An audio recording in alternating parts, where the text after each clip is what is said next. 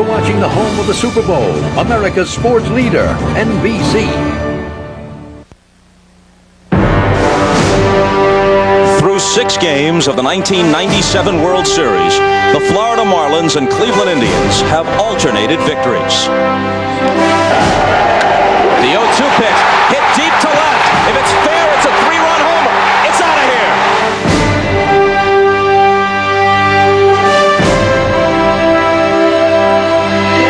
1-0 pitch is tapped out in front of the plate. Alomar pegs to third. They got him.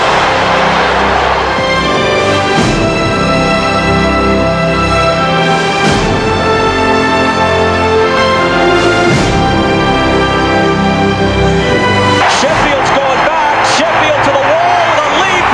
He caught it. The play of the series.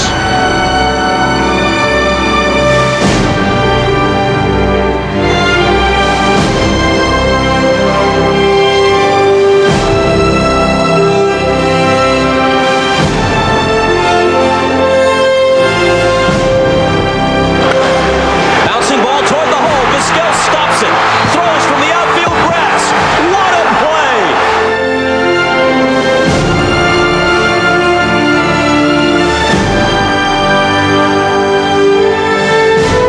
Tonight, as the season ends, the Indians give the ball to a 21-year-old right-hander whose season began in the minor leagues. Now, Jarrett Wright, 3 years out of high school, tries to bring Cleveland its first world championship in nearly half a century.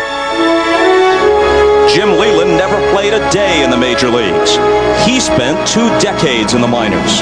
While riding those buses, how often must he have thought about a game like this? Now, after all the twists and turns of a season and a career, it comes down to this. Game 7. Next. NBC Sports presents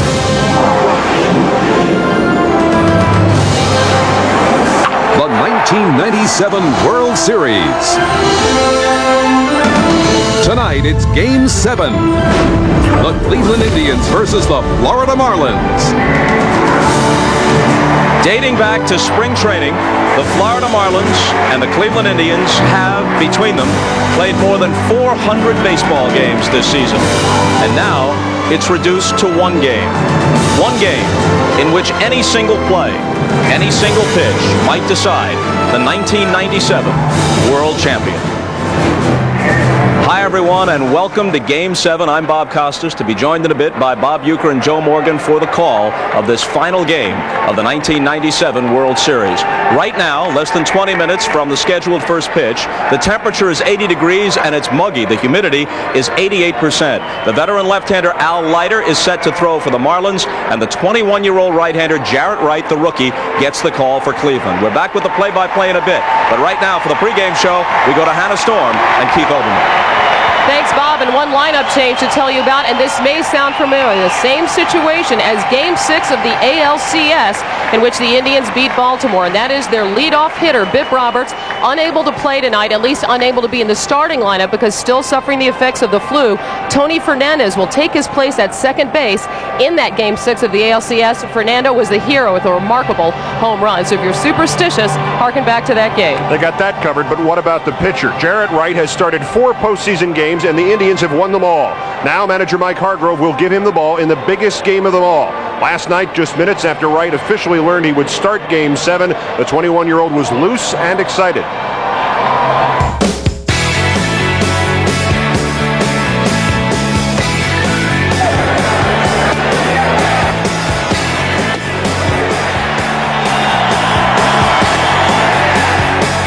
When did you find out you were starting Game 7 of the World Series?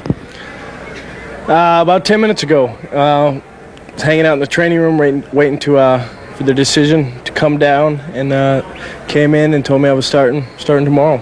Fazed by this at all? It's a little surprise because, pitching, Game 4, we didn't think, or at least I didn't think I was going to throw again. That was kind of the outlook. But, sitting down in the bullpen tonight, I think I'm ready. Any kind of hint provided when both Charles Nagy and Brian Anderson were warming up? that was my indication. First telltale sign. Yeah, I was sitting down there, and Charlie could have gone. Tomorrow he warmed up once, and then I see him. Got up again, same as Brian Anderson. So kind of had a feel for it, and just waiting to hear it.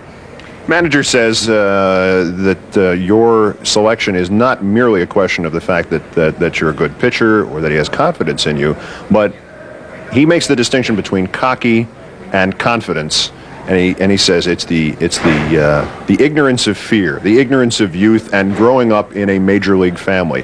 Is that how you would describe your attitude? You've seen this from infancy? Yeah, I mean, baseball's, having my dad play, baseball's been a part, growing up, and yeah, I mean, I've been around the game a lot, and this is what you dream about. This is Game 7 of the World Series, and I might be the young buck, and hopefully we can do it one more time. Wright himself, the son of a major leaguer, will face the brother of a major leaguer in Florida's Al Leiter. I'm Greg Gumbel in New York. At Seattle, Warren Moon putting the finishing touches on the Raiders with his 5th touchdown pass of the day. Joey Galloway catches his 3rd, 45-34. Raiders, a minute and a half to play in Seattle. Let's go back to Miami. Hannah Storm.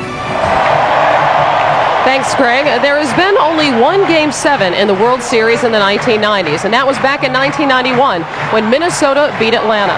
Everyone who has ever put on a glove has dreamed of driving in the winning run in Game 7 of the World Series.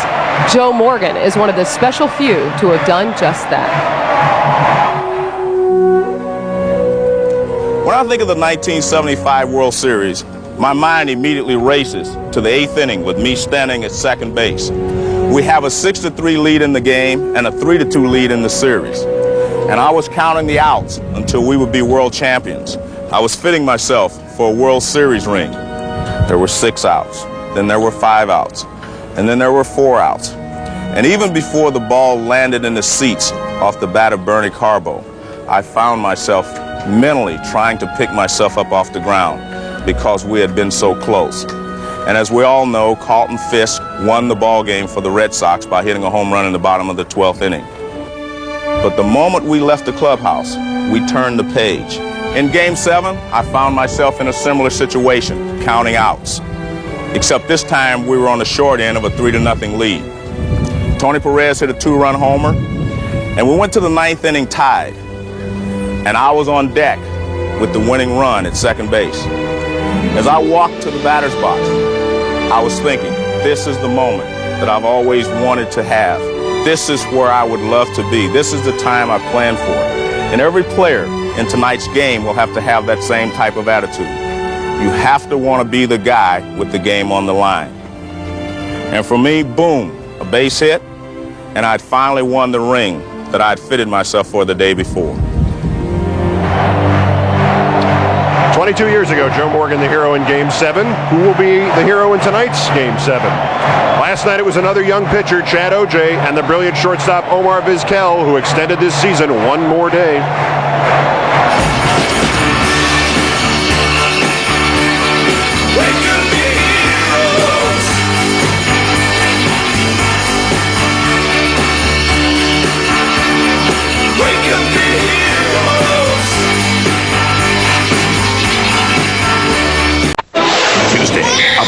Out of control. Bouncer. And there's only one way to make her be quiet. We just gotta keep her moving. Yeah. For the rest of her life. If they stop, the baby explodes in tears. How smart am I? You're pretty smart. One problem. What's the matter? I'm gonna piss. Oh, really? Based on actual events. What we need is for you to just drive without stopping. Oh, man. Speed, baby. What's your name?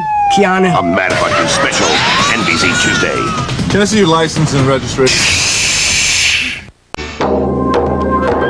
Only by going alone in silence can one get into the heart of the wilderness. All other travel is mere dust and hotels and baggage and chatter.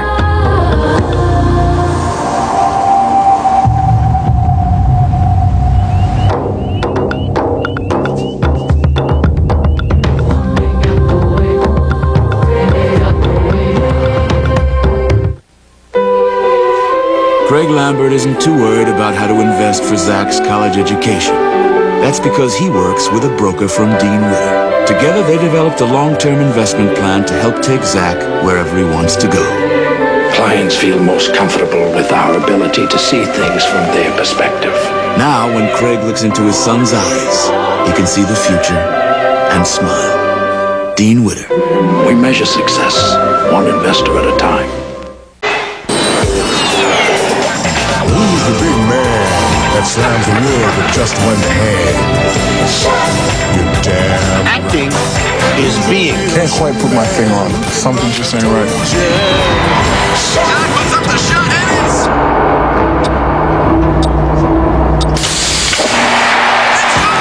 And that's what I've been missing. Don't even think about it. Pepsi. Generation Next. Please? Nah. A woman brought in dying. Her surgeon is suspected in a gruesome crime. We're getting ready to take her organs out, or she was declared dead? Ripped from the headlines. Law and Order, NBC Wednesday. This Saturday, the return of the NBC Saturday trilogy. The Pretender. He's a human chameleon. Jared plays dead. Spooky, huh? Plus, Sleepwalkers. I got nowhere else to turn. a dream team trained to enter your nightmares. Level. Series premiere. Then, Profiler. We have a crisis. the president needs Sam's help to stop a killer. Stay right there.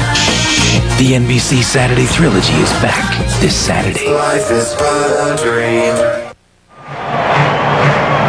Back in Miami, where there will be one extra fan in attendance tonight, Marlins rookie Livan Hernandez's mother, Miriam Carreras, was granted a visa by the Cuban government, allowing her to come to the United States and attend Game 7. About 2 hours ago, she arrived at Miami International Airport, and less than 30 minutes ago, she came here to the stadium with a hero's welcome. She will take her place in this crowd of some 67,000 tonight. Although Jim Leland told us her son will not pitch tonight, they will be able to share the emotions of this day. And one of them will be, we will greet Mrs. Carreras with our national anthem.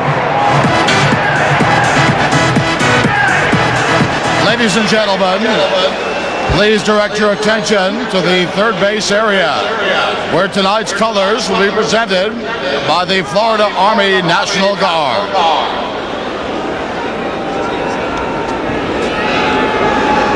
And now, to honor America, please welcome five-time Grammy Award winner, singer, songwriter, Mary Chapin Carpenter.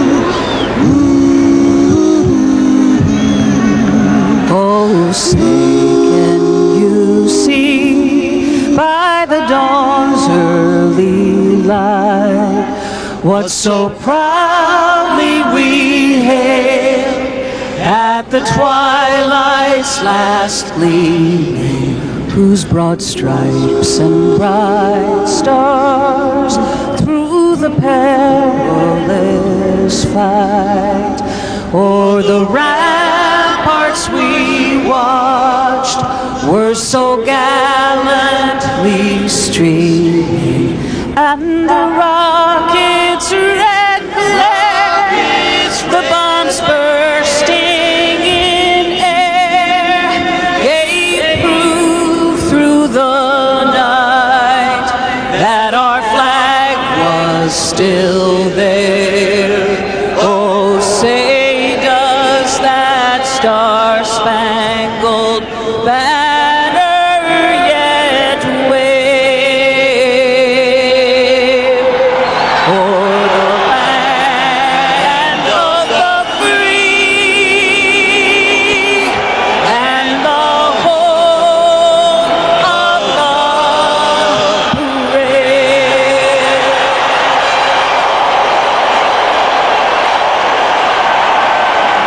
They are the two most famous words in sports. Game 7 coming up next. We turn it over to Bob Costas, Joe Morgan, and Bob Uecker after these messages. You're watching the 50th anniversary of the World Series on NBC Sports.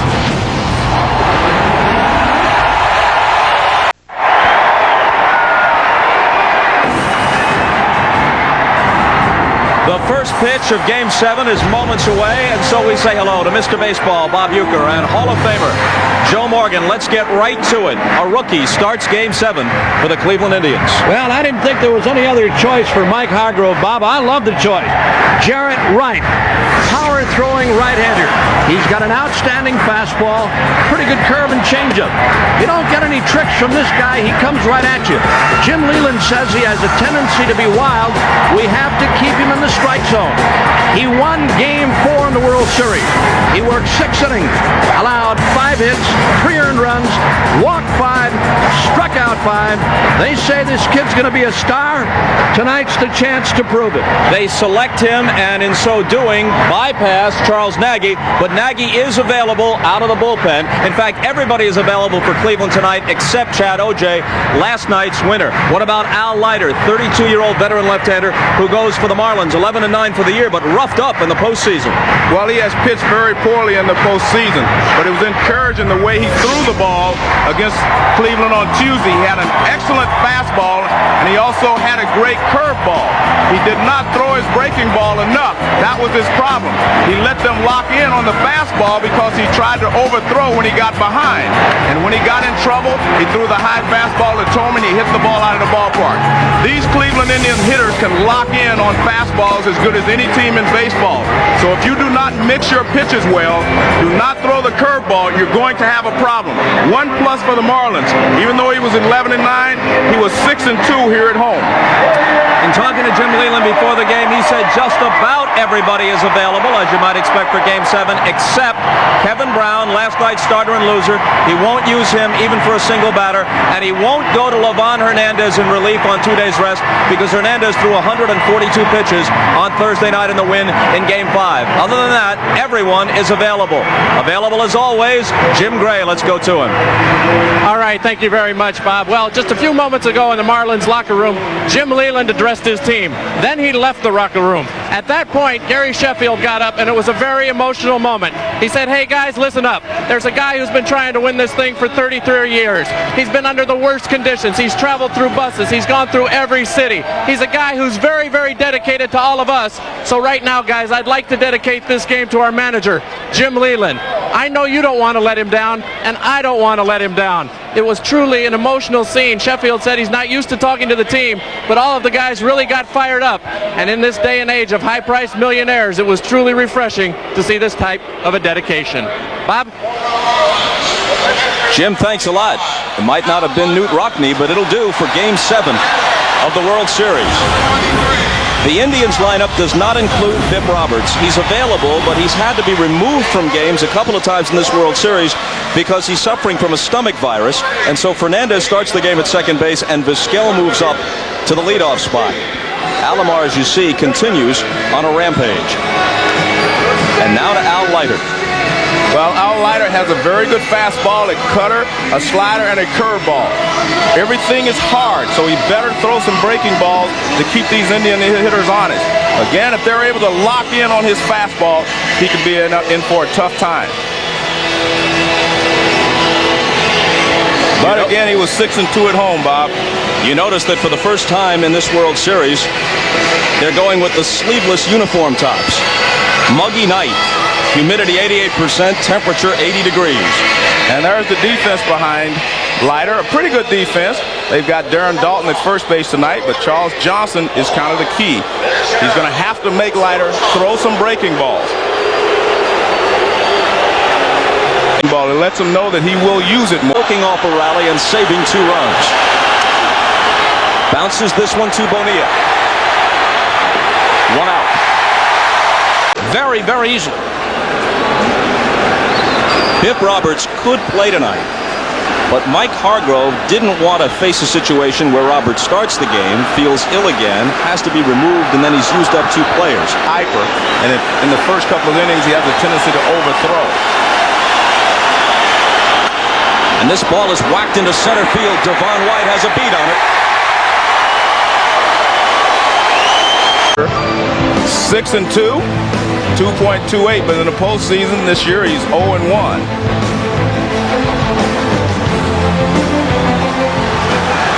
Home or away, he's been roughed up in the postseason.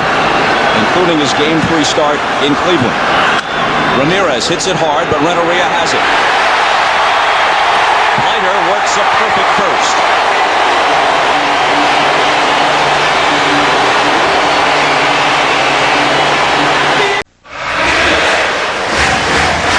Jim Leyland makes some changes for Game 7. Jeff Conine is out, and not only does Dalton play first base, but he hits cleanup, and the slumping Bobby Bonilla is dropped to 6th. Alou is in between them, specifically in anticipation of multiple pitching changes in Game 7 with just about everybody in the bullpen. He wants to have that left-right switch hitter possibility to foil any moves that Hargrove might make with his bullpen. Well, Jared Wright, power pitcher all the way. He's got an excellent fastball, curve, and a change. He has a tendency to be high in the strike zone from time to time. White bounces the first pitch up the middle. Vizquel doing what he does best. Well, I'm telling you. Can he pick it? He can pick it. Boy, I'm telling you, you don't see him any better than that guy. Here's the defense behind Wright. 22 postseason double plays. Wright was pitching for the Scottsdale Scorpions of the Arizona Fall League. At the beginning of this season, he was with the Akron Arrows. That's double-A ball. Bounced over first. Fair ball, base hit for Renteria. Chased down by Ramirez. He sprints for a double, and he's in there.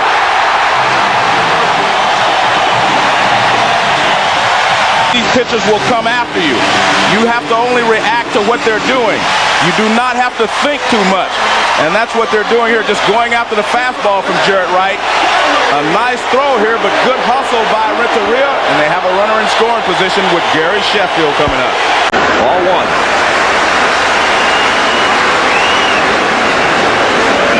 Nothing like it. Ball four.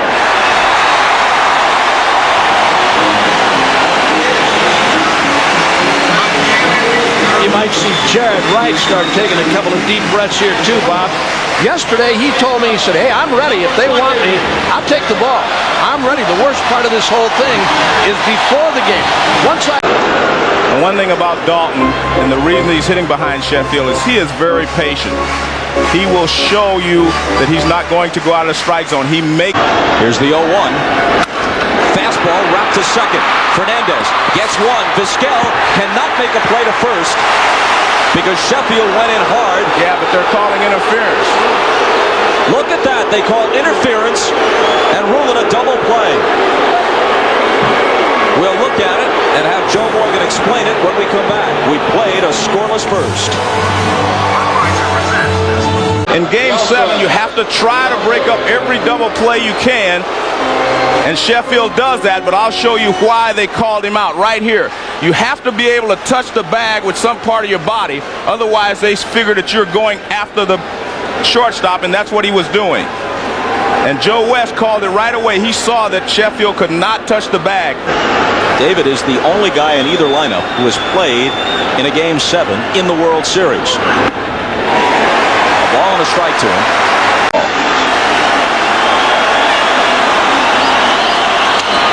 Broken bat down to Dalton. The bat goes one way, Dalton goes the other with the ball, and Justice is retired.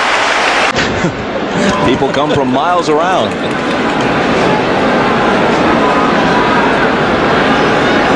He's going to stay with that pitch. There you see Johnson wanting something inside. That's a cut fastball that time, that little cutter that he'll throw. It's in the 90s, too, but it has a tendency to bust in on you very quick like. The payoff. He got him to swing at what could have been ball four, his first strikeout. Good slider down low, and that's what he needs to do. He just can't let these guys lock in. This is a slider that goes out of the strike zone, and you will get Matt Williams to chase him with 2 strikes. You do as a hitter sometimes, Bob, when you know a guy throws a lot of fastballs, and Leiter does, as does Jared Wright, you have a tendency as a hitter to sit on the first pitch, maybe a fastball. You look always follow a changeup with a good fastball. Fastball well hit to center, but Devon White backpedals a bit, and that'll do it. 6 in a row, retired by Leiter. To the bottom of the second, no score.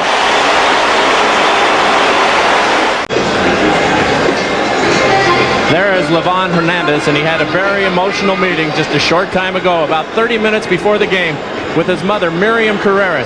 She has just arrived from Cuba. She got on a plane, got here at about 5:40 Miami time, was escorted up here by Tony Perez's wife. They came into Wayne Huizinga's private booth. Tears were streaming. They hugged for 10 to 15 minutes. I spoke to Livan. He said he couldn't get a word out for the first 20 minutes. Then they finally spoke for about 10 minutes. She's only going to stay at the ballpark here for about another 2 or 3 innings. That's because of security reasons. She's going to be under 24-hour security. The Cuban government will allow her to stay here for 90 days. But because of all the media attention and because Livan's mother is very, very nervous about all of this attention, she doesn't want to speak tonight. She just wants to enjoy the game, and truly she's overwhelmed. To Moises Alou because he's one of the best fastball hitters on this team. But Jared Wright's breaking ball is also pretty hard. It's not. The last rookie to win Game 7 of the World Series was, as you all know, Charles Babe Adams of the Pittsburgh Pirates in 1909. A high pop-up into shallow center field. Fernandez out to make the catch. Babe Adams won 3 games in that 1909 World Series, including the 7th one at Detroit, and he held Ty Cobb to 0 for 4. Who was hitting just 167 with only 2 RBIs in the World Series, and he's stranded a lot of runners of late in big situations. There you see what he's done. He's left 18 runners on base, and for the most part, again, chasing bad pitches out of the strike zone, a pitcher's pitch. A bouncing ball toward Fernandez. He has time and gets him. A good example right there. That pitch out away from Bobby Bonilla, and he tried to pull it, hit that weak little ground ball. No score.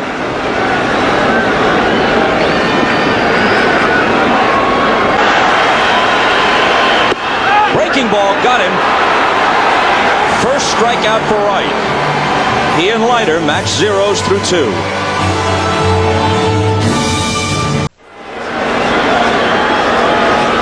Jim Leland's wife Katie and son Patrick with front row seats for what could be the biggest night of 52-year-old Jim Leland's baseball life. When Jim and Katie were married 10 years ago, Jim's brother Tom, who's a priest, performed the ceremony. Say, breaking ball, Joe, and that's something Tomei didn't see against Leiter the first time he faced him. Look at that. You expect some difference, but not that great a disparity.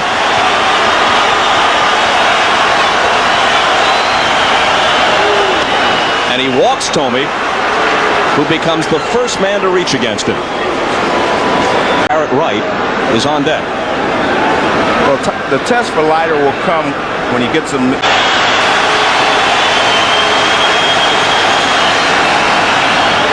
And the 3-2 pitch hit toward the hole for a base hit. Tomei will stop at second. First hit of the night for Cleveland. And Jarrett Wright comes up in a sacrifice situation. The curve, the changeup, that sets everything up. In interleague play this year, Wright sacrificed successfully twice. Apart from that, he was 0 for 3. He'll try it again, and he'll bunt it fair. It's a hard bunt. Dalton wanted to go to third, but couldn't get the ball out of his glove, and now has to settle for the play at first with Counsell covering. Taking a ball. The Florida infield is back with runners at second and third and 1 out. In the air, back of short, not deep enough. Renteria makes the catch. The runners hold. Now a beautiful pitch that time by Leiter. The pop-up works just as well as a strikeout. Indians with their first threat of the night here in the third. And Fernandez with a liner into center for a base hit. Tomei scores. Grissom is right behind him. It's 2-0 Cleveland. Tony Fernandez, who won the pennant for them with his 11th inning home run at Baltimore in Game 6 of the ALCS, delivers an early hit that could be the decisive hit in the World Series. Could be. As you look at this pitch one more time, this is a fastball right there about belt high, and Fernandez jumps on it and lines it into center. Leiter upset it himself. And the location of that pitch. Rothschild, we were told before the game tonight, has had conversations with Leiter as you look at the Marlins bullpen, busy here in the third. But Rothschild said you've got to throw the curveball. You've got to really make these hitters think about the breaking ball instead of that fastball all the time where they're only sitting on one pitch, and especially when you're behind.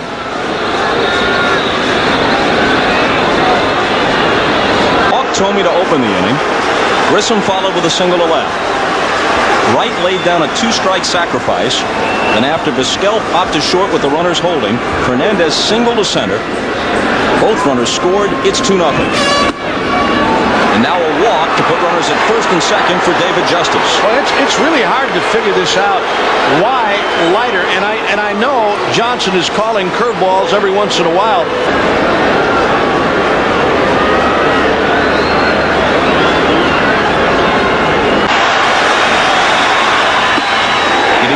He did. Second strikeout for Leiter. They leave two, but they score two.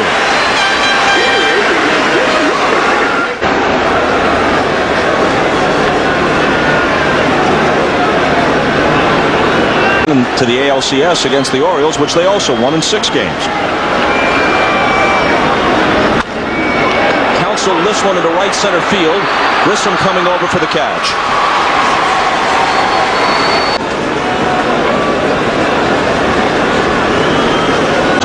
And in the previous 2 seasons combined. And he walks Leiter with 1 out in the third. That was actually a good job by Leiter to be able to lay off of that field. Now, when he gets in trouble, Wright normally throws bad upstairs. If he's missing downstairs, that's not bad. Devon White, who all of a sudden has found his stroke. He had 2 doubles in Game 5, then he went 3 for 5 in Game 6. Including a triple. Struck him out with the high fastball. Second strikeout for Jarrett Wright. Breaking ball from Jarrett Wright. He got away with it. Renneria didn't like the call, but it was in the inside area. Ball 4. Al Nagy, after working in the bullpen last night along with Brian Anderson, Mike Hargrove told us he had 3 people in mind. That Wright would be the fresher because of the pitches that Nagy and Anderson threw in the bullpen last night. In a position as he did in the first inning with Sheffield up and runners in scoring position. 0-1 pitch, hopped up. Florida's most dangerous hitter doesn't come through with 2 men on. We've played 3, and the rookie Wright leads it 2-0. The working definition of sportsmanship. Are those deer antlers? Stag, actually. Bagged it myself. What'd you use? Chrysler LeBaron. Working NBC Wednesdays. MCI presents Postseason Heroes. Game 1 of the 88 series. With 2 outs in the 9th and Big Blue down by 1, Kirk Gibson limped up to the plate. Gibson swings and a fly ball to deep right field. This is going to be a home run. Unbelievable! A home run for Gibson. And the Dodgers have won the game 5-4. I don't believe what I just saw. MCI.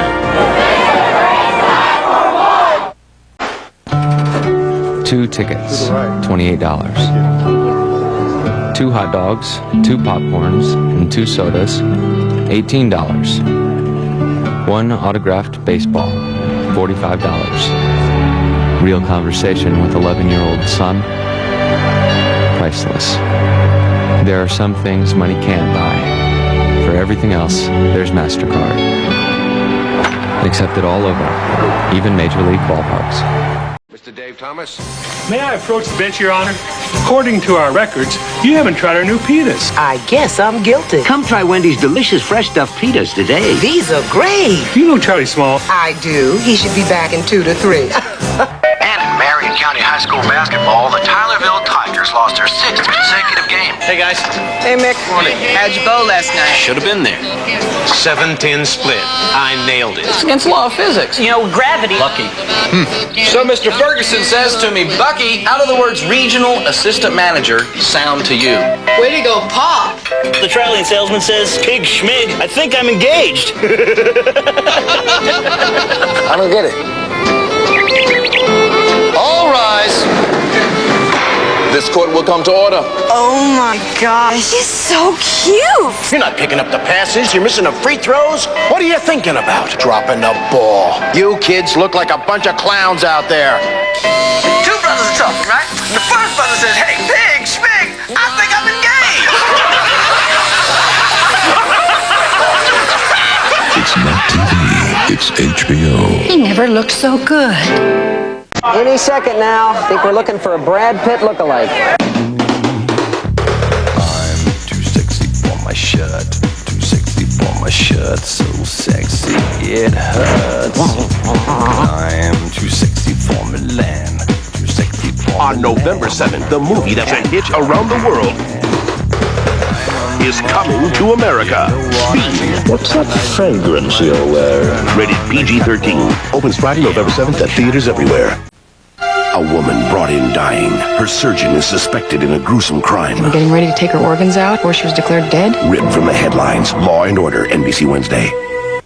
You're watching the 50th anniversary of the World Series on NBC Sports. 7 on the road at Fenway Park against the Red Sox. And make no mistake about it, I was nervous in both games. I mean, Game 7 is what it's all about. You live for those days, but you have to be nervous going in, and sometimes the adrenaline can help you. Sometimes it makes you overswing, as it did with Gary that at bat. Ask him tonight. We've been with him for a week. The 1-2 pitch struck him out for the second time. And see, that's the problem we talked about earlier. He throws it.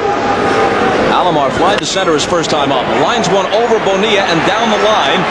Getting to it is Alou. Alomar with a wide turn, but he'll hold with a single. Right to him. He homered off Leiter in Game 3 at Jacobs Field. Alomar with that hit is now over 400 in the World Series. 2-2 pitch, hit in the air to right center field. Sheffield started back, now comes in, skids to his knees and makes the catch. Alomar scrambling back and makes it ahead of the throw. This catch by Gary Sheffield.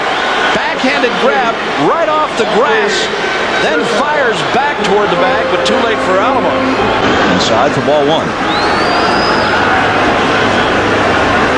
You know they're pounding you inside. You can get up to that fastball sometimes. Another 3-2 pitch with Alomar going, and he becomes the 4th strikeout victim tonight for Leiter, the 2nd in this inning. To the bottom of the 4th, 2-0 Cleveland. By Tony Fernandez in the 3rd, lead it as we move to the bottom of the 4th.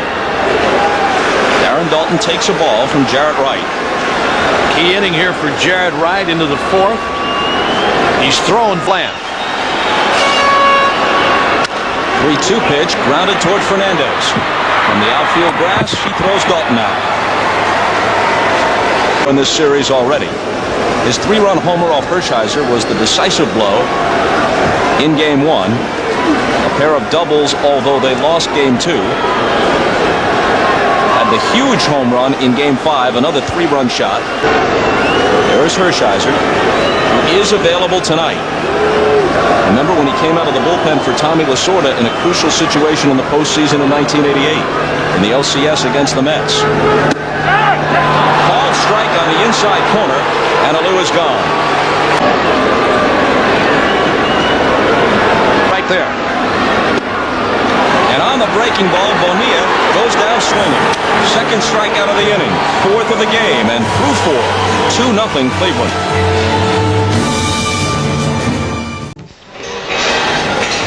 Along with Joe Morgan and Bob Uecker, I'm Bob Costas. Through 4 innings, Joe, your impressions? Well, I think Jarrett Wright, for a 21-year-old, is showing more smarts than Al Leiter, who is older. Because Leiter gets in trouble, he tries to throw his way out. When Jarrett Wright gets in trouble, he pitches his way out. And that's the big difference in this ballgame so far. Both of them have good stuff tonight. Number 27.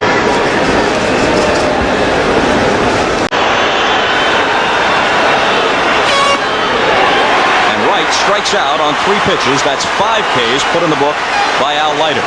And they're playing another great ball game tonight, and a smart baseball game. Outfielder away. Their fortunes plummeted. A pop into shallow left field. Renteria sprinting out, can't get to it. Vizquel around first, but holds there with a bloop single.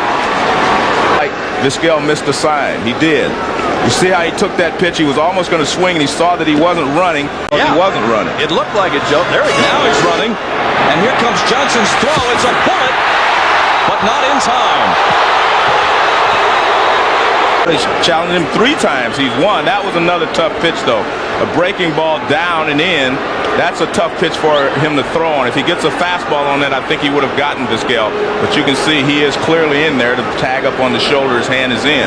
Powell and Felix Heredia, both of whom were in the game last night, getting ready again.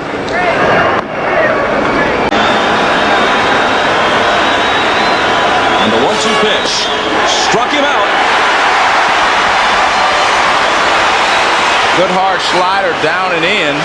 It starts where Tony Fernandez thinks he can hit it. Look at that. And all of a sudden it just drops down. Beautiful pitch there from Leiter. 52 years old. This is his 12th year as a major league manager. His 34th season in professional baseball. A minor league catcher, never much of a hitter, never got close to having a chance in the major leagues. As he put it, I simply was not good enough.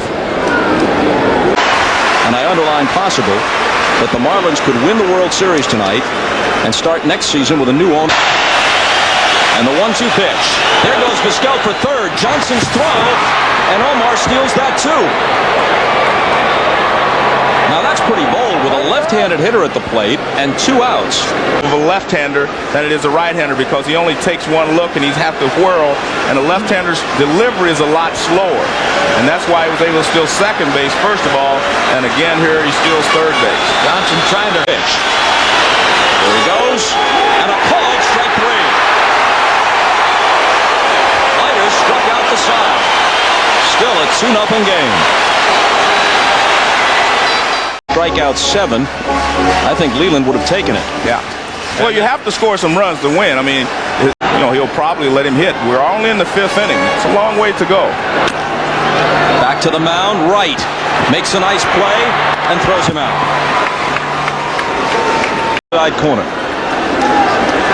See, that's the movement he has on that fastball. He starts it off the plate against all the left-handers, and it's moving back towards the inside corner. Playoffs.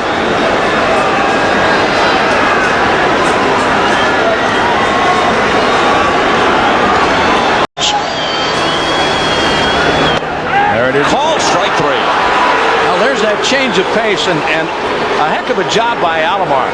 Sandy Alomar has really worked this kid nice. He really has. Off the inside corner, he's going with fastballs. Now watch this change of pace. Alomar's setting up inside. There you see it. Beautiful change of pace. Here it is again. Right there, Eddie Montague. One thing the Marlins have to keep in mind that, you know, even if they do not score here in the 5th, still a long way to go, and you can't pan. Absolutely. We'll never know. He walks for the 2nd time tonight. As Bob Uecker mentioned, Jarrett Wright has walked 4, but he's still allowed only 1 hit. When we talked to Mike Hargrove yesterday, this guy was still one of the people being considered to start, so he told us. Now the 1-0 pitch to Devon White. In the air to center, Grissom started in, now goes back, the ball really carrying, but Marquise to the edge of the track to tuck it away. Through 5, it remains 2-0 Cleveland. Different areas of this ballpark, every time Leiter gets to 2 strikes, they're trying to get these people to get back on their feet again and get back into this game. And he walks in to start the 6th. Well, he wanted to get at least 1 more inning out of Leiter, maybe 2.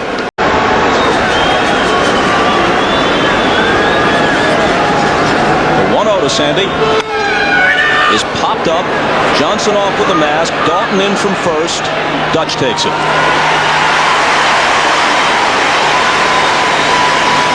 Dalton's quite a story. He only played in a handful of games last year. 9 knee surgeries. At age 35, it appeared his career was over. Certainly he couldn't catch anymore. One of the toughest and most respected players of his generation. A leader on the '93 Philly pennant winners who went to the World Series against Toronto. Just about ready to hang it up. Suddenly finds new life in Florida and hitting cleanup in Game 7 of the World Series. Situation than any other professional sport. Where else could a guy like Jim Leland spend 20 years in the minor leagues and get a chance to lead his team to the World Championship later in his career?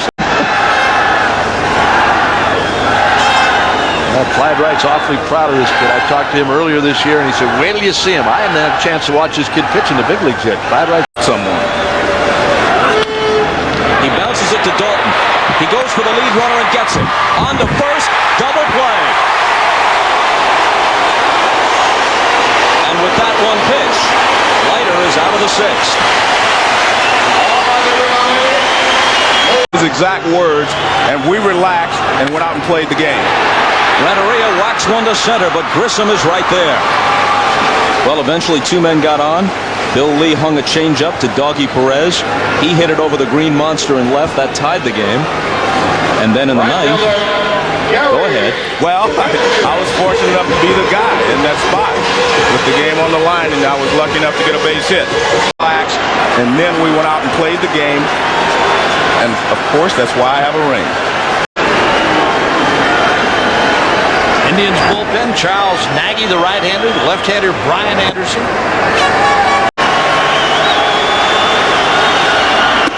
And he strikes Sheffield out with an inside fastball. Up and in on Gary Sheffield. He chased it.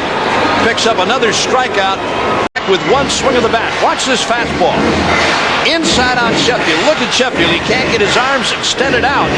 Tried to fight it off. Right through it, right past him. And with the 3rd inning, and he has shown us that he has what it takes. Whoa! Down goes Dalton. Well, that was certainly not a purpose pitch on Dalton. I don't know how he got out of the way of this high inside fastball. Here it is. This one is right at the helmet of Darren Dalton. And behind him. Right at it, and down he goes. Of a way to find out, though. 2-1 pitch. Line to right. Ramirez lost it in the lights, I believe. It gets beyond him. It'll go to the wall. Dalton to second. On his way for 3. And in there.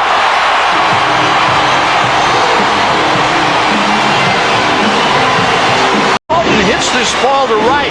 It's a catchable ball by Ramirez, but he obviously loses it in the lights. He lost it as he went down to make the catch. Right there. He doesn't see it anymore. That ball hit off of his glove. Now Alou, who's 0 for 2. On the first pitch, he hoists a fly ball into shallow center. Grissom says, I'll take care of it. They had an opportunity but couldn't cash in. And now they're down to 9 outs.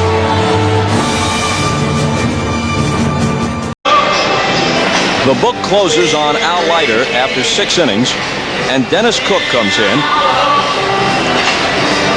The pitcher of record in that wild Game 3 when the Marlins erupted for 7 runs in the top of the 9th and held on to win 14-11. I always wonder why this guy moved around as much as he does. What is due next? In the air to deep right. Sheffield chases this one to the track and takes it astride in front of the wall.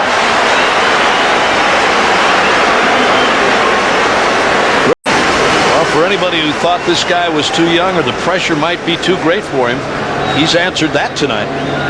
24.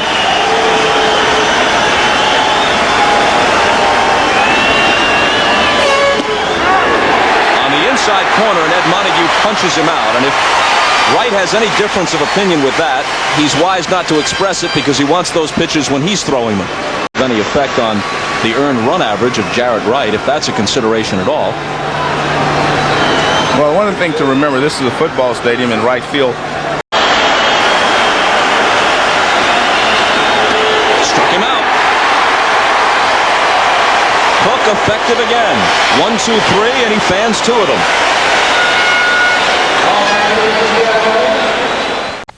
As the season approaches, it is time. Johnson at the buzzer! It's an NBA preview one-on-one next Saturday on NBC. Oops. After a lifetime of failures, what a bang! Professor Philip Brainerd finally invented something that works. Yeah! Unfortunately, it's flubber. This Thanksgiving, Get him! It's not just a glob. Oh, boy. It's an adventure. Hit the deck! Robin Williams. It's flubber! Oh!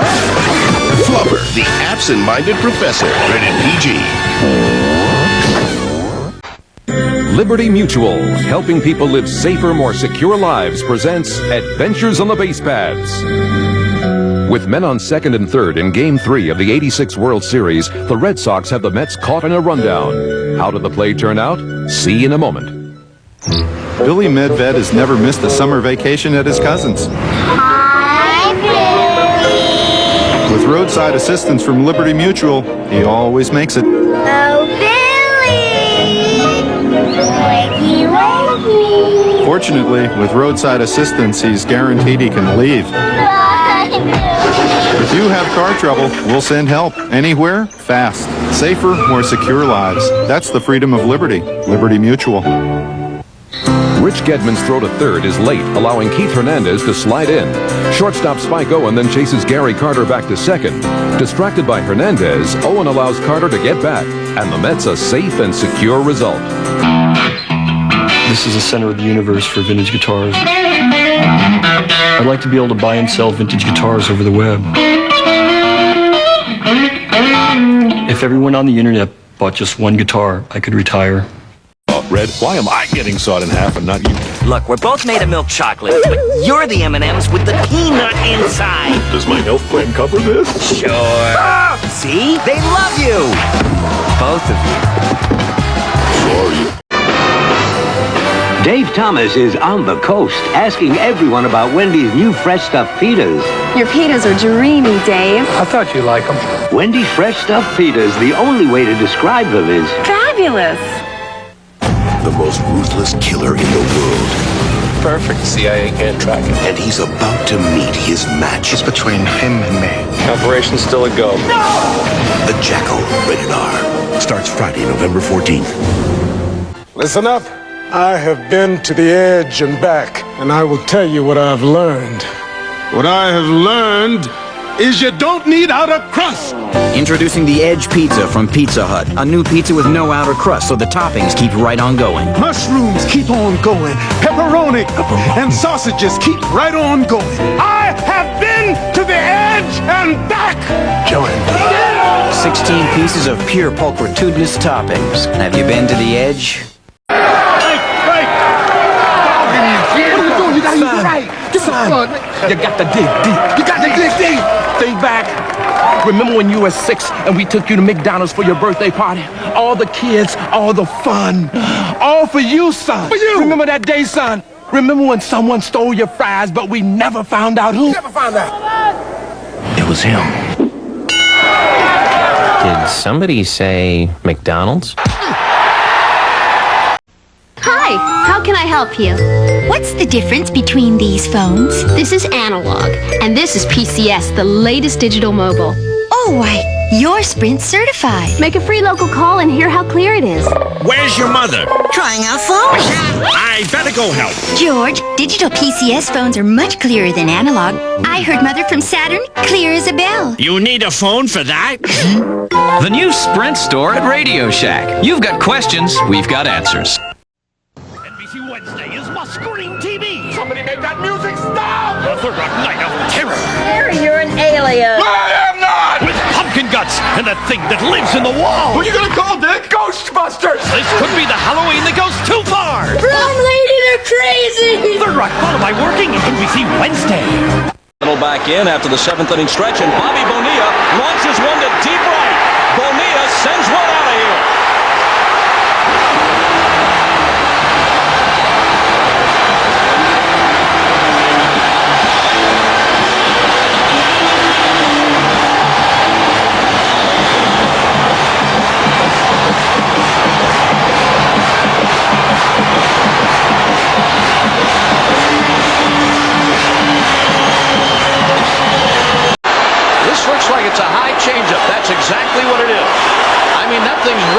wheelhouse waste.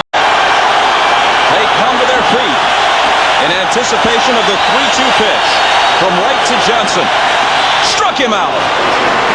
Well, there's an indication of what Wright is made of. You're right. Even though it's Cook next, I still think if he walks this guy, he's got to make a move. Counsell will take at least one. And it's off the outside corner. Ball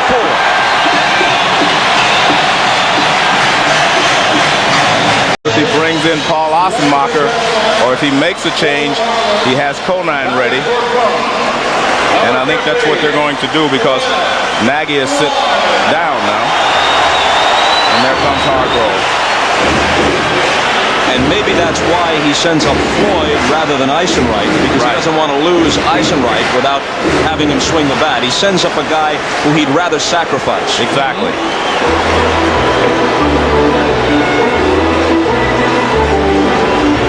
Hargrove takes the ball from Wright. Wow, but man, oh man. Something to remember. He leaves leading 2-1. Here's the way the pieces have been moved around the chessboard in the 7th inning of Game 7. Wright is removed for Ossenmacher. Floyd had been announced as the pinch hitter. He's called back.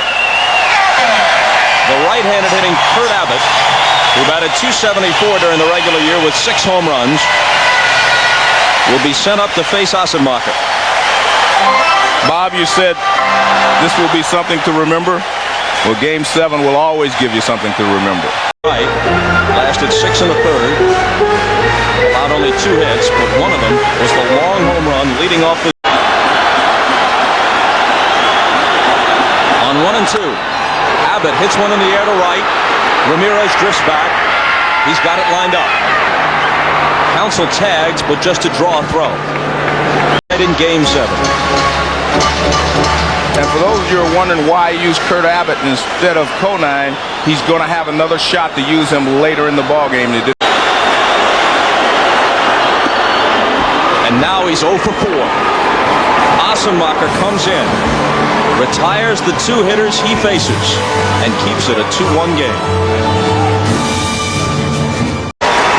There's a chance that when we look back on the 1997 season, the 2 biggest hits for the Cleveland Indians will have been delivered not by David Justice, not by Sandy Alomar, not by Marquise Grissom, but by Tony Fernandez. Check swing back to the mound. And Fernandez is out this time, 1-3. But as we mentioned earlier, it was his home run that won the pennant in Game 6 at Baltimore. And his line drive single to center in the 3rd inning tonight that produced 2. And so far, by the slimmest of margins, it's holding up. Mike Jackson, who pitched 2 innings last night, has, as the cliche goes, all winter to rest. Give him the ball. Fastball on the outside corner, and Ramirez sits down. Well, Fonseca's another one of those guys. Very hard thrower. He doesn't mess around very much. Shook off Johnson a couple of times. He wanted to throw heat. Here's that last fastball on Ramirez. In the 90s, on the outside corner, Eddie Montague pulls back on him. Grounded out and struck out twice tonight.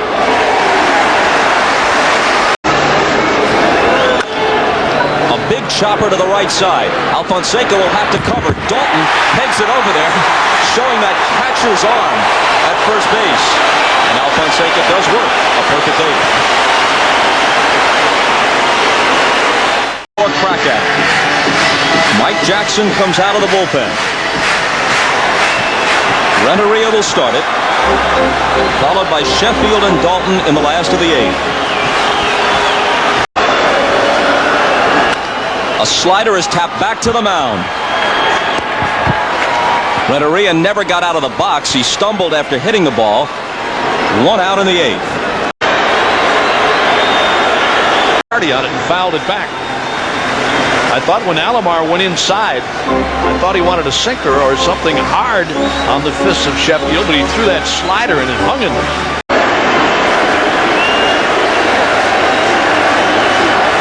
baseman in the biggest spot of his career to Sheffield and strikes him out.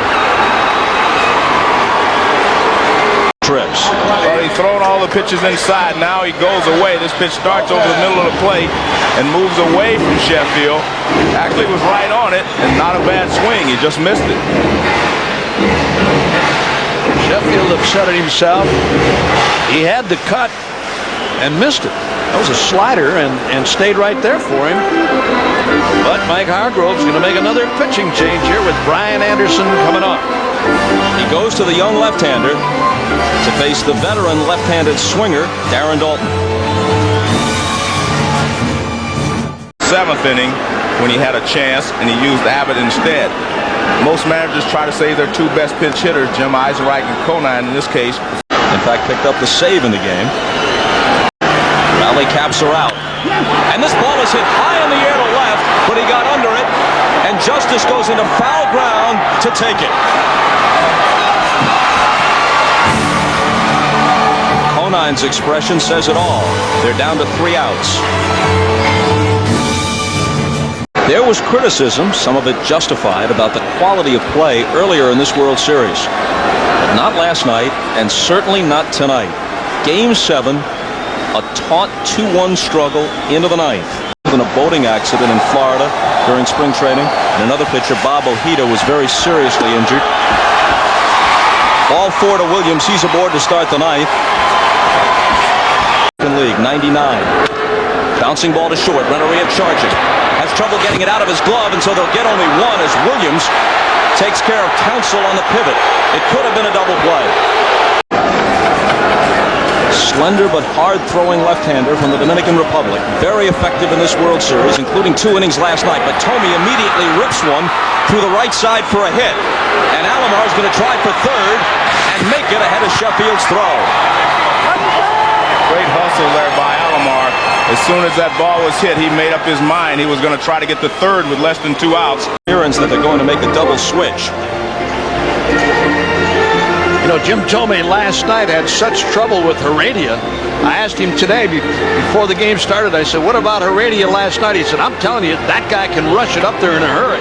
Tonight, facing Heredia, he lines a bullet to right field and puts runners at first and third.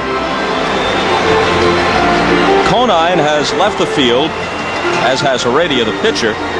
Eisenreich comes in to play first base, and Rob Nen comes trotting out of the bullpen. So, Nen will be inserted in the 4th spot, vacated by Conine, the last man to bat, in the bottom of the 8th. And Eisenreich will be slotted 9th, meaning he would hit if as many as 5 men get to the plate in the bottom of the 9th. Your attention, please. For the Marlins. Made a nice play on it. Now the 2-1. A bouncing ball, potential double play. Now Renneria comes to the plate, and Johnson with the tag on Alomar. Well, Renteria had trouble getting it out of his glove again, but he made the right play.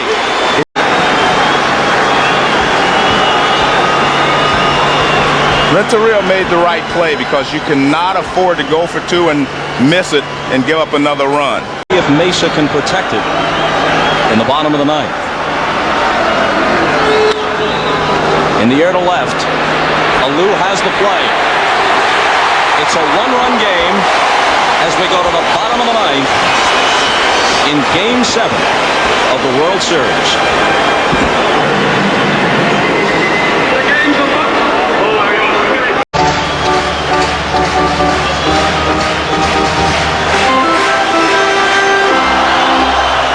Mesa saved it last night.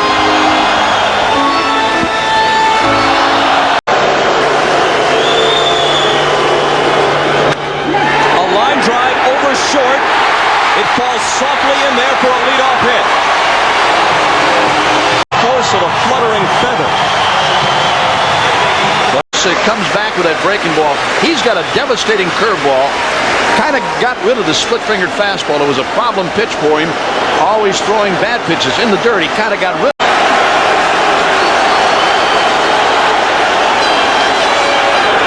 Struck him out. So Bonilla, who had homered his last time, goes down swinging on the 3-2 pitch in the ninth. Care how much the game changes. When it gets to its essence, there's a connection through all the years. And now Mesa and each of these hitters stand where Alexander and Lazzeri stood, where Terry and Mazeroski stood, where Terry and Willie McCovey stood 2 days later, 2 years later. A line drive to right that drops for a hit. Alou is on his way to third. Ramirez has no play. Runners at the corners with 1 out.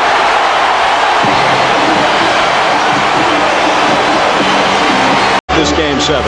Instead, it was the rookie Jared Wright. Gets up again in the bullpen. He would have had to have believed you were joking.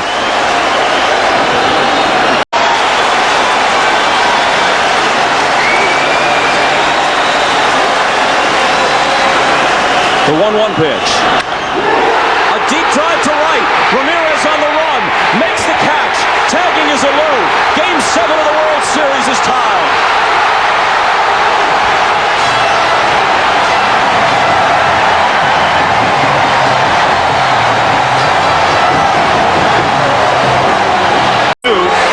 And he got a pitch to hit, and he got it in the air. Look at that. He drops his back shoulder and makes sure he gets that ball in the air. I told you I've been impressed with him the entire series, and he does a great job here. Yes, he says Alou scored. Come on. Low fastball from Mesa, and he was right on it.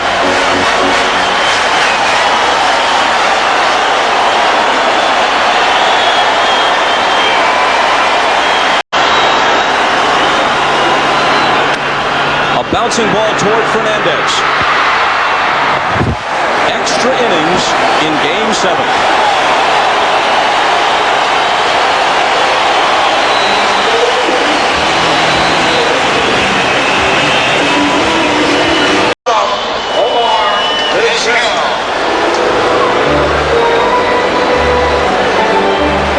Greg's on, ran for Charles Johnson. This could become a factor. Johnson, along with Pudge Rodriguez of the Rangers, one of the best throwing catchers in the game. Around for a while. Bobby's a veteran catcher. He's nowhere near what Johnson is. He's adequate. Vizquel is down on strikes.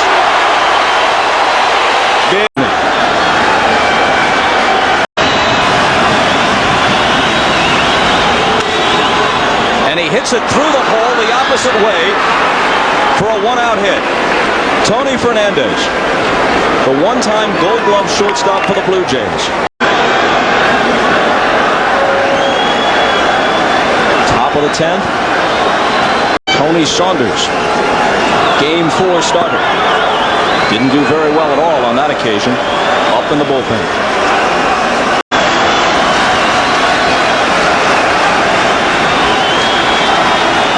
The 0-2 pitch. Struck him out.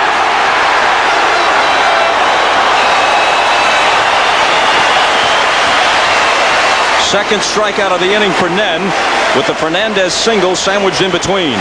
Series for Atlanta with a home run, but that was in Game 6.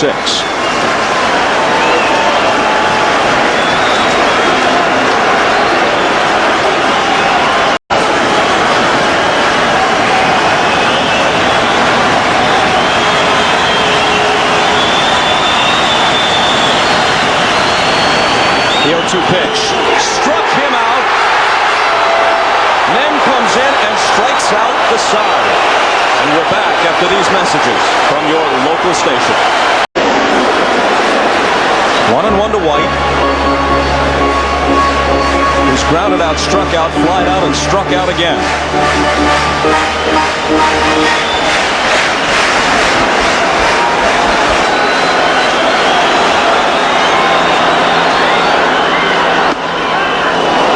Off-speed breaking ball for a strike.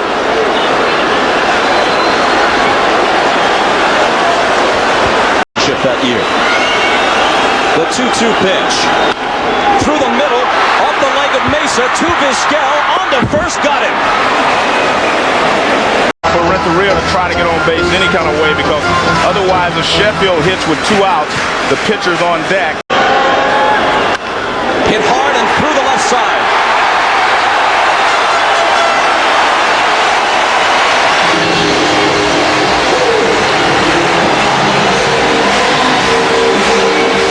Well, this is a big base hit for Renteria, who had been struggling, because now it forces them to have to pitch to Sheffield. They do not want to end up putting the winning run at second base.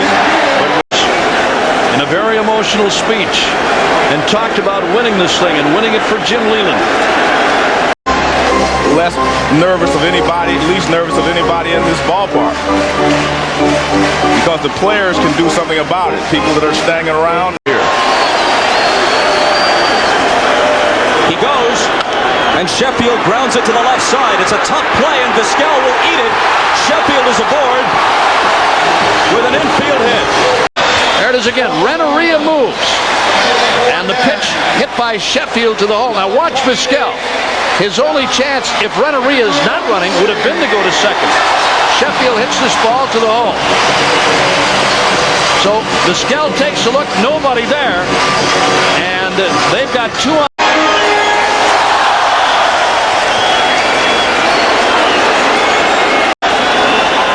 The 3-2 pitch. Called strike 3.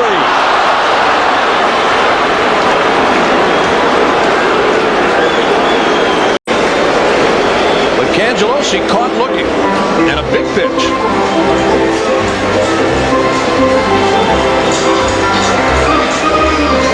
Hargrove comes out, takes the ball from Mesa. You knew in this situation he couldn't possibly go to Hershiser with Alou, the scheduled hitter, because Alou has homered twice in this series off Oral, so he's going to go to Charles Nagy.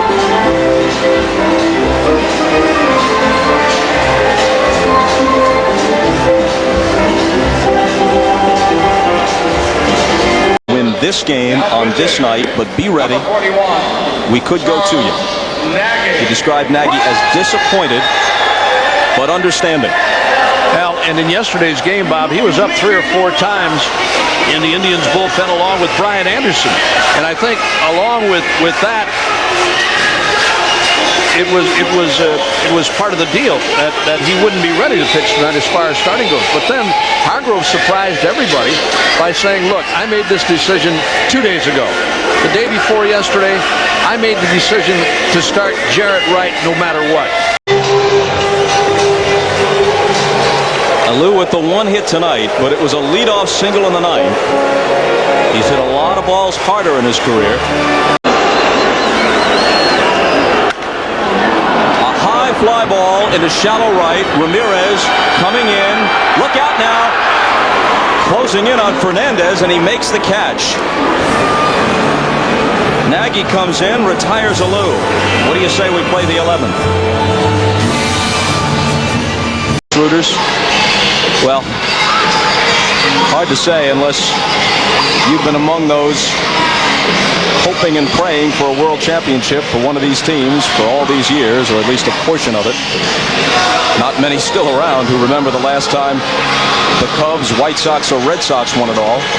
Lots of people in Ohio, though, who remember Lou Boudreau and Feller and Lemon and all those guys from 1948, maybe even a few around who remember the team managed by Tris Speaker, like Boudreau, a player manager in 1920 with Hall of Famer Stan Kowalewski and Bill Wamsgans turning an unassisted triple play in the 1920 World Series as they beat the Brooklyn Dodgers. Powell, who worked last night, comes on to start the 11th.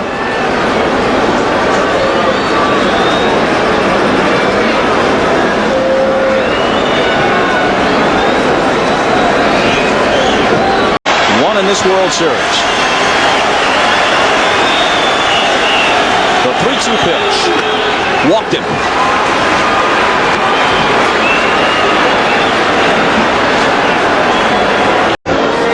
Had 6 sacrifices this year.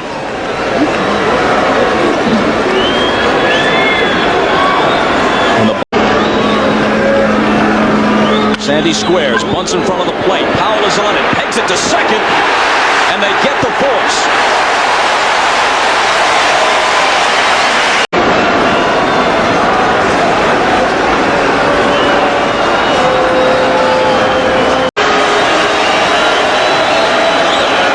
The 0-2 pitch, hit to Counsell. There's one. Renteria on to Eisenreich to complete the double play.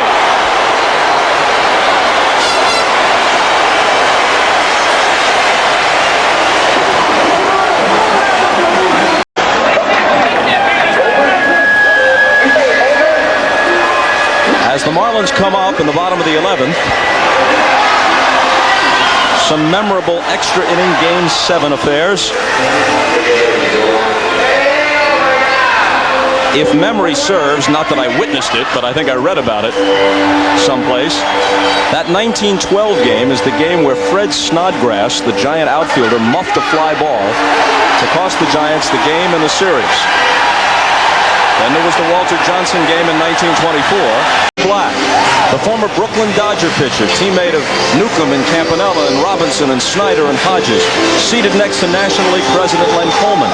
And according to our Jim Gray, who was down by the Marlin dugout, before his 7th inning at-bat, Bonilla got a little bit of advice from Joe Black. I'm not exactly sure what it was, but he talked to him just before the at-bat, and Bonilla jumped on the first pitch and hit it out of here. Jim Gray apparently heard that conversation. Let's go to him. Well, each time that he's come to bat, he's had a word for Joe Black as well as the National League president, Len Coleman. Joe told him to take a step away from the plate, that he was crowding the plate a little bit. Took a swing at that pitch and hit the ball out of here. When he touched home plate, he pointed right over to Joe Black. Bob? Joe Black now has been expelled from the pitcher's fraternity. Helping a hitter out that way. Unless he moves over to the other dugout on that side. Well, as good as Charles Nagy matched up against Moises Alou with the curveballs and the off-speed pitches, he doesn't match up as well with Bonilla. Out of the strike zone right away. And you talked about Bonilla earlier, Joe, the fact that he chases pitches every once in a while, over anxious. That time down low and inside. The 0-2 pitch. Hit hard through the middle for a leadoff hit. Ball game in Cleveland, and you don't know how long this game is going to go. You might need Arias in a situation where you just need a fly ball. It fouled back over the screen. The Indians failed to execute in the top half of the inning. To bunt. 2 strikes. He's going to try to bunt again. He lines it back to the mound. Nagy's got it. Fernandez sneaks in behind. But Bonilla is able to get back. Here it is. This pitch is a good ball to bunt. He just bunted that ball in the air. And Nagy hesitated a little bit. Finally threw over there, and Bonilla back with a head-first slide. It's about a minute past midnight.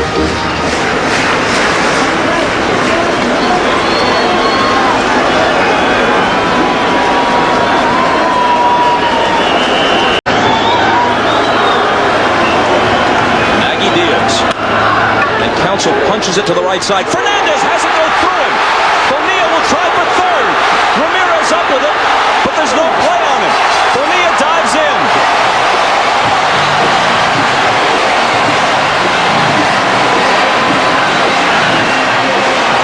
Devon White, who was 0 for 5.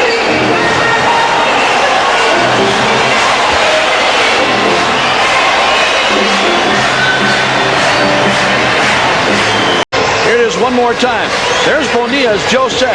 He tries to shield the ball from the view of Tony Fernandez. And then the ball gets by him. It touched his glove, winding up in short right field. That's what allowed Bonilla to go to third. To White on the first pitch to Fernandez. He's got to come home, and it is in time to Alomar. Well, he got another chance right away. At times this year in extra innings, Edgar Renteria drove in the winning run in the bottom of the inning for the Marlins. All after the 9th inning. The 0-1 pitch. A liner off Nagy's glove into center field. The Florida Marlins have won the World Series.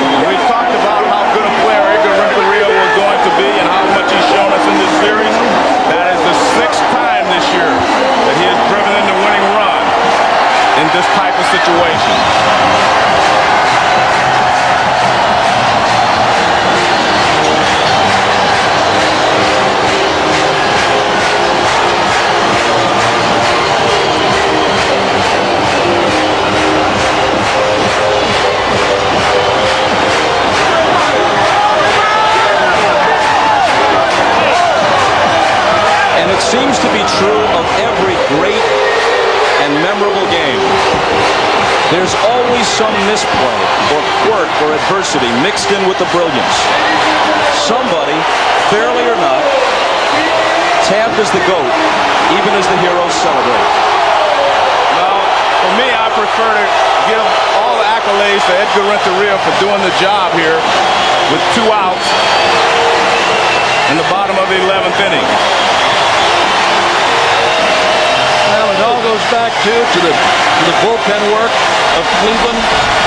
Jose Mesa coming on, couldn't hold the lead. They tied it in the 9th, and then the Marlins bullpen that had been rocked earlier in the series comes on to do a magnificent job in a couple of tough situations also. Here you look at Tony Fernandez, Bob, you talked about the gold gloves and everything else that goes with it. A miscue. They get a break on a play hit back at him again right after he makes the bad play. He gets a chance to redeem himself. He does. And then here comes Edgar Renteria against Charles Nagy. And it looked like Nagy may have gotten the glove on the ball. Hit right back through the box. But a big base hit. What a celebration here. And what a game.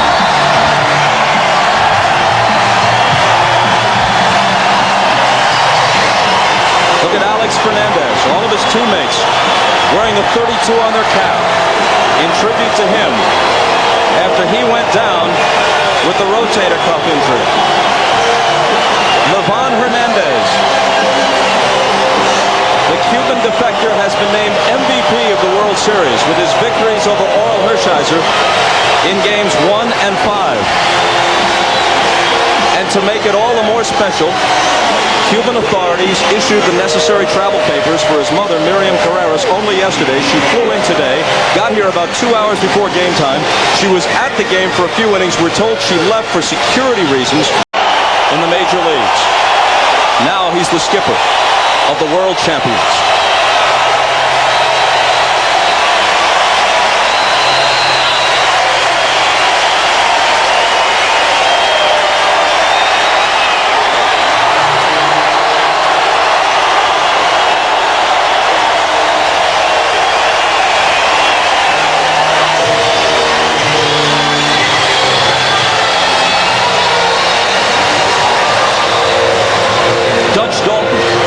His career apparently over in Philadelphia. Resurrected in Florida. Came close with the 93 Phils. They won the pennant, but not the World Series. Now he gets the ring that every ball player wants.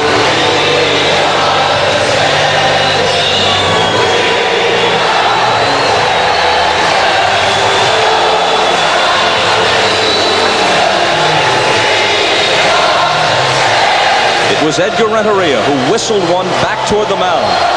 Nagy appeared to get the slightest piece of it, but he couldn't make a play. It flew into center field. And it took all measure of sanity with it as this place went wild.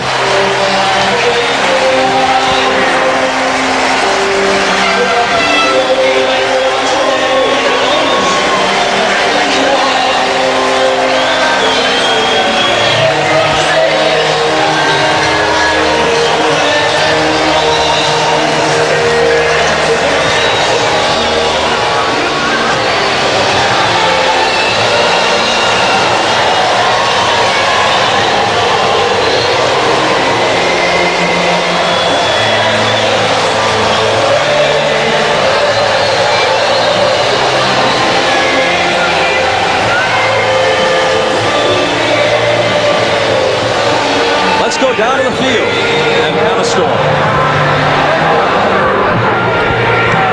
Thank you very much, Bob, and it is absolute bedlam down here, as you can see. And somewhere on this platform, we've got Jim Leland here. And Jim, before we get everybody in place for the championship trophy, to see Jim embraced by his injured pitcher, Alex Fernandez. An incredible scene, and after 3 decades of being in baseball, could you have ever imagined this, Jim? No, not really. I guess every little boy imagined this might happen to him one time, but believe me, I thought it was a total fantasy for me. What was going through your mind when the Indians were 2 outs away from winning this ball game? Well, I was a little concerned like everybody else, but we haven't given up all year, and tonight wasn't the night to give up. I told them before the game, when we walked in the clubhouse tonight, we were going to be the world champions. There was some speculation that you might actually consider retiring after reaching the pinnacle of your career, particularly if Wayne Huizenga decides to sell the team. Would you consider that? My wife doesn't like me that much. I can't retire. All right, well, how about accepting the trophy? How about that? Let's turn around here and find now team owner Wayne Huizenga stepping into the picture.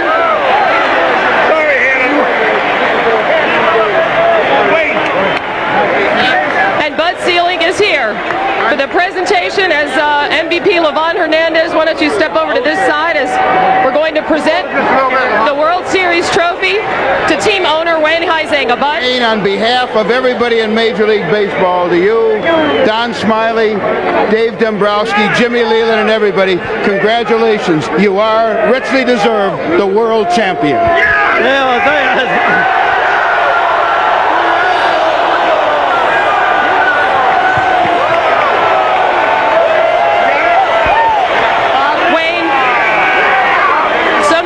Made so much of all of the money, the millions that you spent to build this championship ball club. Was it more than money, however, that made them World Series champs? Are we just on NBC now or on the stadium? We're on NBC. Okay. This is absolutely fantastic.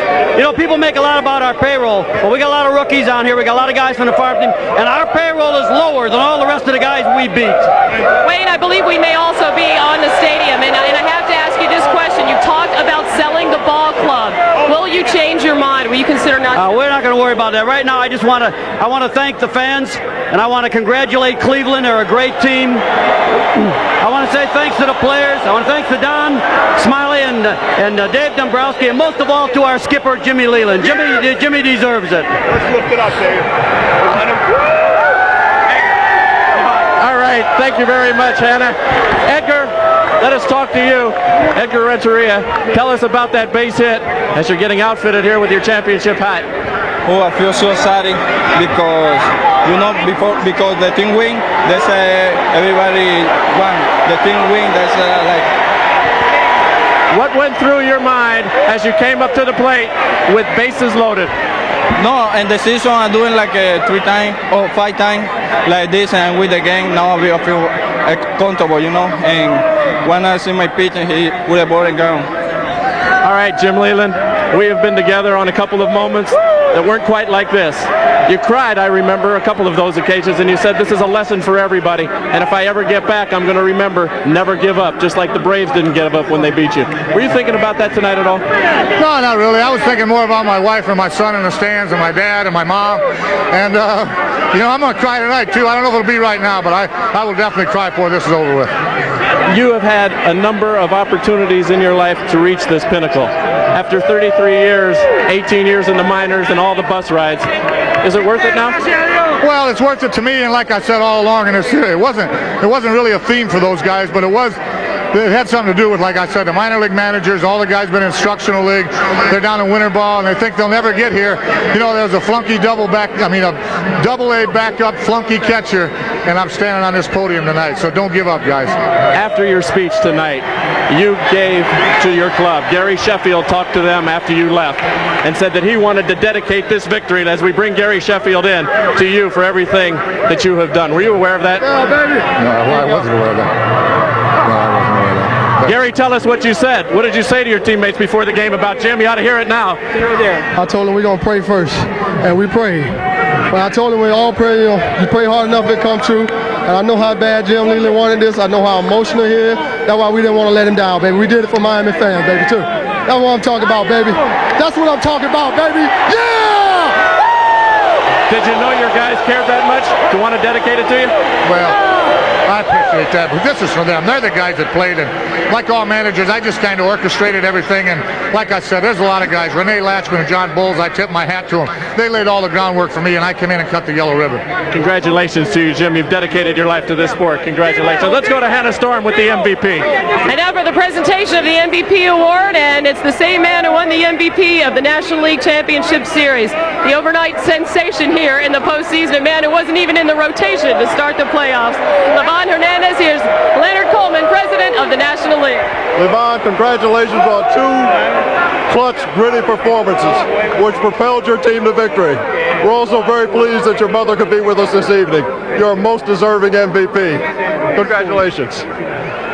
Levon Hernandez is joined by his interpreter, Julio Sarmiento.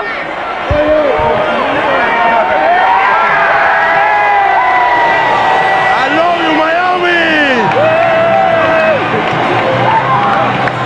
He does know some English. I love you, Miami.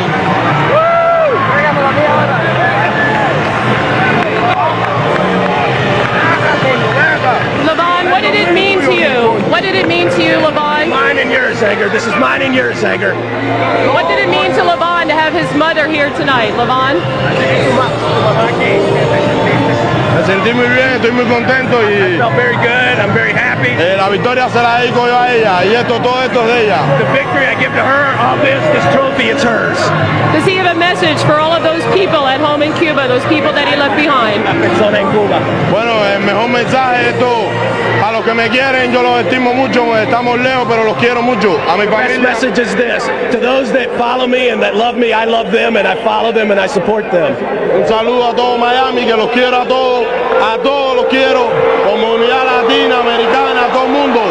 Special greeting to all of Miami. I love you all. Latin American, Americans, everyone in Miami. I love you all. Esta victoria es de ellos también. This victory is yours as well. Levon Hernandez has found a home here in Miami. Now let's go to Keith Olbermann with Mike Hargrove.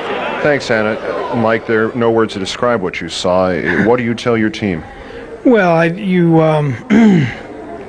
Keith, I don't really, know what you tell your team other than the fact that they played hard all year long. We overcame a lot of long odds to get to where we're at. We finished today. We played hard. We didn't give the game away. The Marlins played well. It was a game that could have gone either way, and just happened to go the Marlins' way. We have no reason to feel sorry for ourselves, to feel shamed about anything. And that's pretty much what I told the guys. Keep your heads up. Feel very good about who you are and what you're about and what you present to the American people, because they saw. I think that they saw a ball club that has a lot of heart, a lot of character, a lot of talent, and people like that are good to be around. There was nothing strategically wrong in any stage of that game. All the right moves occurred on both sides. You just got a ball that was hit over Charles Nagy's head by about a quarter of an inch. That's usually what it comes down to in these kind of games. The Marlins. I enjoyed playing the Marlins. I enjoyed managing against Jimmy Leland. I mean, acknowledged as one of the best managers in the league. He's a good friend of mine. Plus, Rich Donnelly's a very good and dear friend. So it was. You don't want to lose to anybody. But I guess you could say that I was happy to see Rich Donnelly and Jimmy Leland happy. This was a series that was criticized in the media and is said to be sloppy and all the rest, and you close it out obviously on your side, the wrong side for posterity, but you close it out with what it truly amounted to one of the epic games in baseball history. Well, I would hope so. I really would hope that people would honestly look at this series and understand and realize, what it is. It is baseball. It doesn't have to be New York. It doesn't have to be Baltimore. It doesn't have to be Atlanta. Those are very good cities and very good teams. But the Marlins are a very good ball club and come from a good area, and the Indians are a good ball club and come from a good city too, and that's what baseball's all about. It doesn't have to be the same teams every year. If you look at it honestly, and if you enjoy baseball, then you had to enjoy this series. Will you be able ever to see this game in that perspective? Sure. I'm proud of my guys. I really, really am. I'm very, very disappointed that we lost. I mean, I can't describe to you how disappointed. You don't get many chances like this, and we came real close. But I am extremely proud to be associated with people like I've been associated with this year. They're good people, as I said, with a lot of character, and I don't want people to count us out for next year either. Mike Hargrove, you and your staff and your team have been eminently gracious to us throughout this World Series, and on behalf of NBC, we thank you and our condolences on this one. Thank you very much, Keith. All right, we're going to go to a break and come back with more after the 7th and decisive game of the World Series right after this. This is your captain speaking. That's a tasty-looking burger. Yeah, it's a Whopper. Extra pickles. Give you $5 for it. 10. No, 11. $22.50. 50 cash money. 36F has a Whopper. You say Whopper? I'll double. I double is double. I'll marry you. I'll my swings right now. I'll let you fly the plane. I'll let you land it. Really? I wonder what this button does. Being a catcher's no walk in the park. Take Mike Piazza. This guy's a human target for a flamethrower. Even foul tips to the mask go at the territory. And he's got to handle pitches, pickoffs, and pop-ups. Not to mention human freight trains coming at him spikes first. Try telling Mike Piazza baseball isn't a contact sport. I'm the luckiest man alive.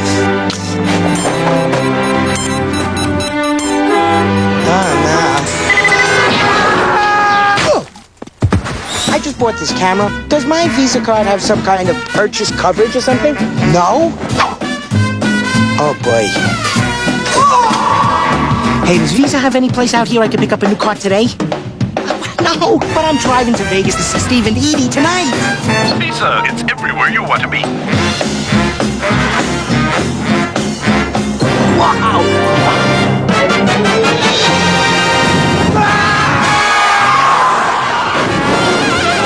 What was that? Visa says they're everywhere, but American Express helps you with just about everything. You think we should get help? Nope, I got it. So you can always do more. Unbelievable. Unbelievable.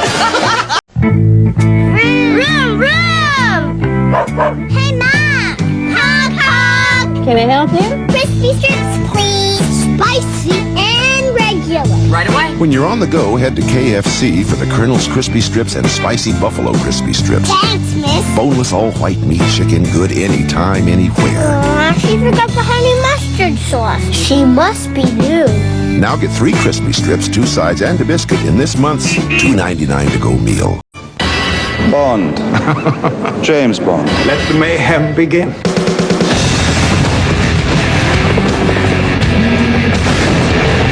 This job of yours. It's murder on the relationships. On December 19th. What the hell is he doing? His job. The world belongs to Bond. Tomorrow Never Dies. Rated PG-13. Starts Friday, December 19th.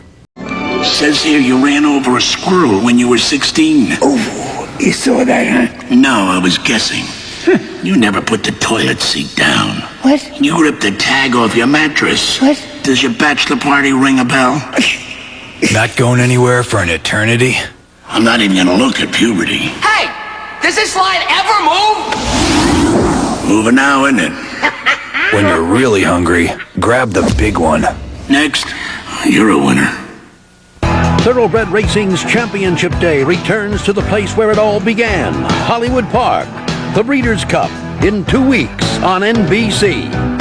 All right, thank you very much, Hannah. Bobby Bonilla, you got your team on track. It was a 2-0 game. Jarrett Wright was pitching excellent baseball. Tell us about the first pitch that you hit there in the 7th inning to win out. Well, actually, I've been talking to Joe Black pretty much the whole series, and he asked me for some particular reason in this game, was I standing too close to the plate? So I had to think to myself, and I said, you know what? I am. So I kind of backed off, and I was a little, wanted to be more patient, because in this type of situation, you want to do so much, and Joe came through there, and I was able to hit a ball out the ballpark because I was able to wait on it.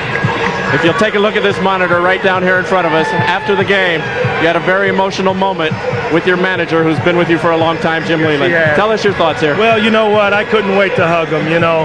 It is such a grind to be able to capture something so special, and it's worth everything you go through during the season, and I wanted to give him a big old bear hug, and I was able to do that. You had left Pittsburgh after that loss in the National League Championship Series. Did you feel as though you would have another chance because you bounced around quite a few places since then? Well, you never know if you're going to have that opportunity, but you like to be able to put yourself in a situation where you can. And I got very lucky to be able to, they settled the whole mess with baseball, and I became a free agent, and I was able to sign with Florida. So I'm extremely elated about that, and it worked out to be a great, great year. You're batting .167 coming into this game. Tell us, though, maybe the most important play. Did you distract Fernandez on that ground ball in the last inning? Well, I tried to shield it somewhat so that because I'm not running that well, I had the hamstring pull. and it worked to our benefit. I kind of blocked him from the ball, I believe. I don't know. But, you know, the way I was running, I wasn't going to be able to get to second anyway. Bobby, congratulations. You played through injury. Thank you very much. Thank you very much. Let's send it upstairs now to Bob Costas. Jim, thanks very much. Our thanks to Hannah and Keith as well. Livan Hernandez, the MVP of the series, but the player of the game, we'll say Edgar Renteria. He went 3 for 5, and his hit decides the issue in the 11th. And now we take one final deep breath and try to sum up one of the great Game 7s in World Series history. You've been around the game for a long time. Yeah, I'll tell you, Bob, just being around these players each and every day and watching this whole series unfold, the story with Hernandez, tonight Renteria, I mean, we've talked about him throughout the series, about his fine play at shortstop. He's just a kid. To look at these guys, and especially this Marlins organization, 5 years, and here they are, the world's champions. On the other side, Mike Hargrove, we've known him for a long, long time. They've been to the dance, still haven't closed it out, and those are the things that stick with me. I mean, you know, as much as this celebration goes on here tonight, the one thing that these players don't realize, this is great. It's a great World Series. It's a great championship. Next year, when they award that championship ring, that's when these guys are going to realize what they've done. Joe, you got a couple of them. You know what that feeling's about. Well, I tell you, Bob, there's not a greater feeling that you can have as a professional athlete than to win the World Championship. You can win MVP awards, but those are individual awards. But when you win a World Championship, it's 25 players coming together with one goal in mind. And you know something? No matter where you go the rest of your life, you will always have a bond, a championship bond with your fellow teammates. It was great to work again this postseason with you guys. Thank you, Joe. Thank you. Thank you, Well, there is no denying that baseball, as a game and especially as an institution, has its share of problems. And this World Series emphasized some of those problems. No denying that.